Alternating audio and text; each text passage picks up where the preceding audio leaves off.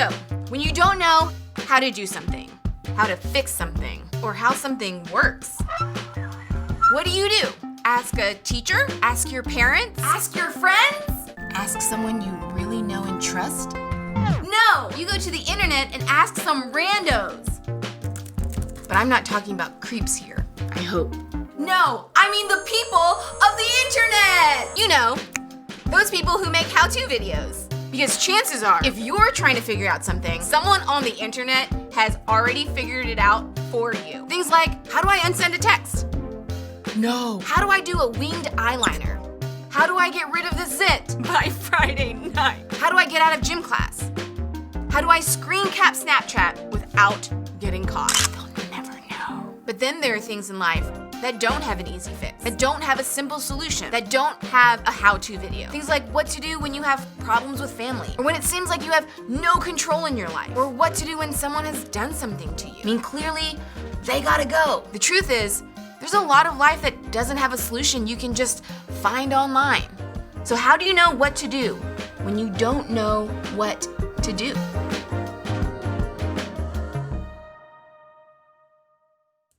Have you guys ever gone to a restaurant and realized, oh, I actually don't have money to buy anything, or you forgot your wallet and your friend that is with you is like, oh, don't worry, like, I got it. Don't worry about it. Not asking to be paid back is kind of heartwarming when it comes to borrowing money for food or for tacos or whatever. But other times, it's kind of complicated. Outside of paying money back to someone you owe, the idea of payback also comes up when someone hurts us. For example, when someone talks about us behind our back, we want payback. When someone flirts with our boyfriend or girlfriend, we want payback. When someone fails to text us back or invite us to a group outing, we want payback. And in those moments when we've been hurt, we want payback. Okay, maybe you don't go all scary movie and get terrifying revenge or write a song about them like literally every pop star ever, but we all try to get payback in one way or another. We want them to feel the pain and hurt we felt. We want them to be embarrassed the way that we were embarrassed. Our first reaction is almost always to get even, or at least get something in return. Even if it's just knowing our shady Snapchat comment was actually about them. And isn't it true that the closer we are to a person, the more we want payback? Most of you aren't trying to pay back someone else's brother or sister. Your feelings probably aren't hurt because of someone else's best friend. And you probably aren't angry because of what someone else's ex did. The people who are closest to you and the people who know you the best have the most potential to hurt you. So they're the most likely to be on your list of people who owe you payback. For most of us, payback comes in one of three ways. Public payback, this is when we do to them what they did to us in an obvious way. We talk bad about the person who talked bad about us. We clap back loudly, or we roast them and say, just kidding. Or there's the passive payback. This way is more subtle. We make comments that aren't obviously hurtful, but could be interpreted that way. We put that subtle post on social media. We roll our eyes when someone talks, or we ignore someone's texts. Or there's also imaginary payback. Personally, I'm an expert at this kind. Imaginary payback happens when we have an argument in our mind and we destroy them. We have a better argument, a better comeback, and we annihilate them. It takes over our thoughts, but we never actually do anything. And then there's perhaps the most satisfying payback of all, enjoying watching them fail. Like when our ex broke up with us for someone else, and then he or she got dumped, or our mom snapped at us and hurt our feelings, and now she's crying and apologizing. It's the perfect setup for us to put an exclamation mark on her regret. Or, that guy who made fun of us in 3rd grade and we, for real, still hate him. And he face plants during a pep rally game. In those moments, it feels like justice, doesn't it? It feels good to see someone else get what's coming to them, whether that's good or bad. And that is exactly the sort of situation Joseph found himself in as we wrap up his story in this series. In this series, we've been journeying through the life of Joseph, whose story is found in the book of Genesis. And his story is a wild one, and oftentimes he had no idea what to do next. Early in this series, we talked about how Joseph knew he was his dad's favorite and rubbed it in his brothers' faces. Joseph also had dreams where he was in charge of the whole family, and then he told his older brothers about it. Not exactly the most self-aware guy, right? And since Joseph was super annoying, his brothers plotted to kill him, which seems like a slight overreaction, but instead, they saw a group traveling through town and they decided to make a little money by selling Joseph as a slave. The rest of the series has covered Joseph as a slave in Egypt, Joseph as a slave in prison in Egypt, and Joseph as a man who interpreted the dreams of Pharaoh, who was the ruler of Egypt. So Joseph was eventually placed in charge of all of Egypt, second in command to Pharaoh. Not a bad outcome for a kid who was sold into slavery by his brothers, right? But then there's a plot twist. After Joseph was second in command, there was a food shortage where his family lived. So Joseph's dad, Jacob, sent the brothers to Egypt to ask for food because their country was out and they were starving. At this point in the story, Joseph's family thought he was dead. So, of course, they weren't even thinking about the possibility of seeing Joseph when they get to Egypt to ask for food. When they arrived in Egypt and saw Joseph, not knowing it was Joseph, a huge drama unfolded. You can read some of the interactions between Joseph and his brothers in Genesis 42 through 50. Trust me, you don't want to miss this. Reading through the back and forth, knowing the backstory, it is like being in a movie. Let's pick up in Genesis 45. Then Joseph could no longer control himself before all his attendants, and he cried out, "Have everyone leave my presence!" So there was no one with Joseph when he made himself known to his brothers, and he wept so loudly that the Egyptians heard him, and Pharaoh's household heard about it. Joseph said to his brothers, "I am Joseph. Is my father still living?" But his brothers were not able to answer him because they were terrified at his presence. So imagine the tension and emotion of that moment. Joseph was face to face with the people who tried to kill him. His own brothers who sold him into slavery.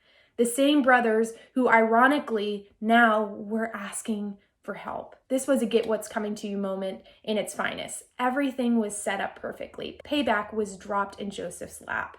Joseph could have refused them food. He could have had them thrown into prison and maybe given them a taste of their own medicine. He could have had them even killed. They were certainly willing to do that to him. Pause.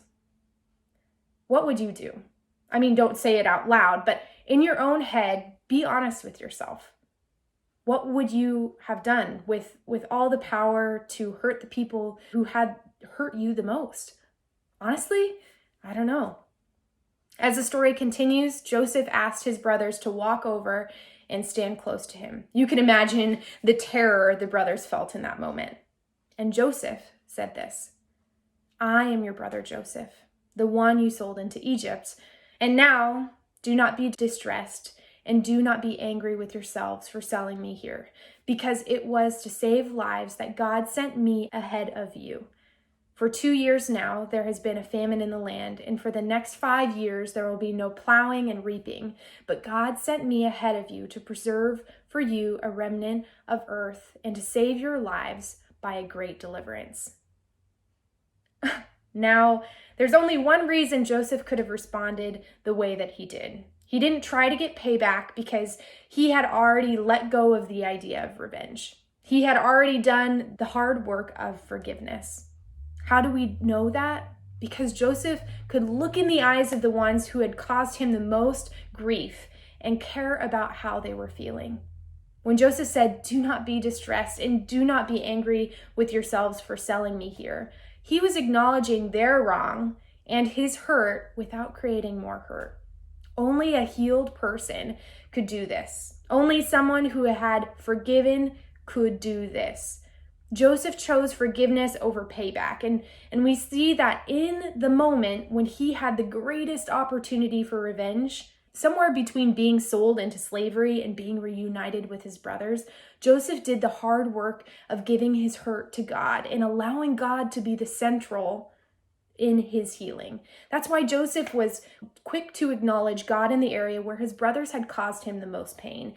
It didn't make what his brothers did okay. It didn't make Joseph's pain any less. It just took the real pain and the real hurt and no longer put them center stage. It put God there instead and made his forgiveness possible.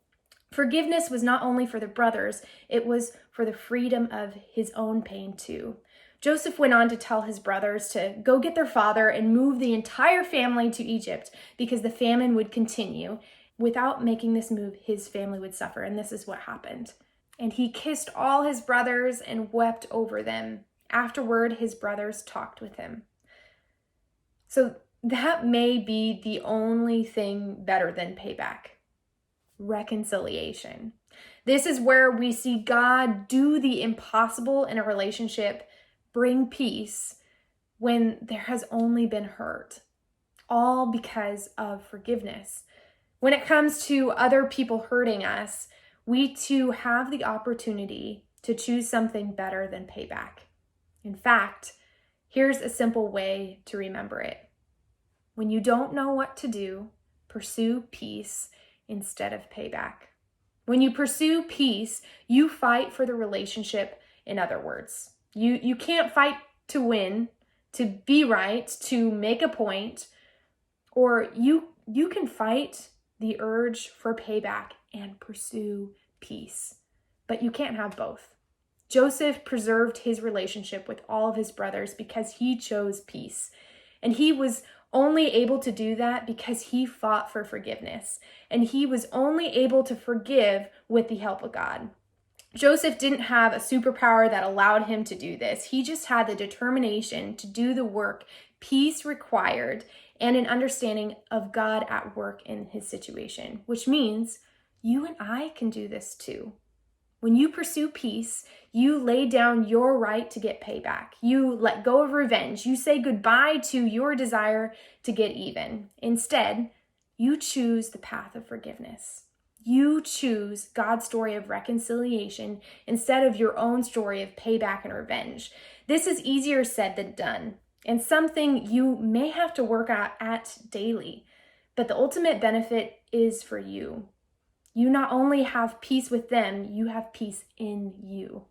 Here's why this is complicated, because what happened to you isn't exactly what happened to Joseph. In fact, I could tell dozens of stories and none of them would be exactly like yours. Maybe you've spent the whole time wondering, do you always have to reconcile? What about when it's toxic? What if you're the one that did the hurting?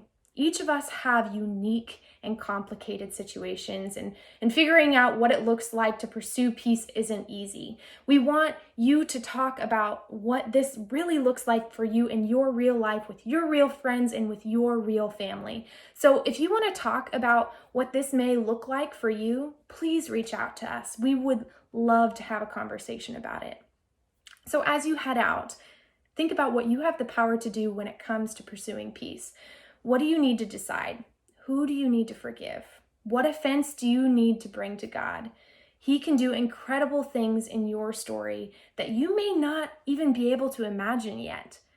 So, when you don't know what to do, pursue peace instead of payback. Let's pray. God, we thank you so much for the strength that you give us. And we thank you so much for Joseph's extreme example of how he chose peace. And that I pray that in all of our relationships that we would pursue peace instead of payback. That we would pursue you to help us do that, because we can't do that on our own. The only reason Joseph was able to do that is because of the relationship he had with you. I pray that we would see that and that we would know that, and we would pursue you to help us and give us strength in those situations to be able to let go and to let there be peace in those situations and in our hearts for real. We love you so much. Be with us this week. In your name, amen. All right, guys, on Monday, I just have one announcement for you. Monday, we are starting virtual camp. So if you have not yet sent me a message and saying, hey, I'm interested, and gotten your number, please text me, message me, DM me, whatever. Let me know so I can put you on our roster. Okay. Love you guys. Bye.